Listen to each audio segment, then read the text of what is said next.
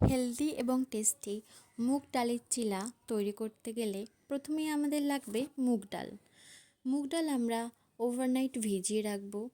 রাতে ভিজিয়ে রাখা এই মুগ ডালের সাথে কিছুটা আদা আর কাঁচা লঙ্কা অ্যাড করে পেস্ট করে নেব।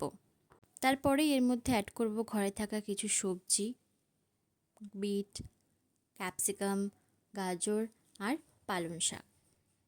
এবার এই ব্যাটারের সাথে গ্রেট করে রাখা সবজিগুলোকে অ্যাড করে নেব। এইভাবে যদি আমরা আমাদের ব্রেকফাস্টটা করতে পারি তাহলে আমাদের পেটটাও অনেকক্ষণ ভরা থাকবে। সবজিগুলো অ্যাড করে আমরা এর মধ্যে 1 চামচ নুন অ্যাড করে নেব এবং এই সমস্ত কিছু একসাথে মিশিয়ে নেব। আমরা এই মুগ ডালের চিলার সাথে গ্রিন চাটনি কিংবা টক দইয়ের সাথেও খেতে পারি।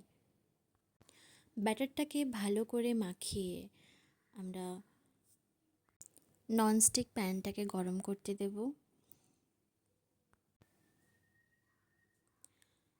অল্প সামান্য তেল আমরা এখানে ইউজ করব। এবার এর মধ্যে ব্যাটারটাকে দিয়ে এইভাবে গোল আকৃতি দিয়ে অল্প আঁচে আমরা চিলাটাকে ভাজবো। তাহলেই তৈরি হয়ে যাবে মুগ ডালের হেলদি টেস্টি চিলা।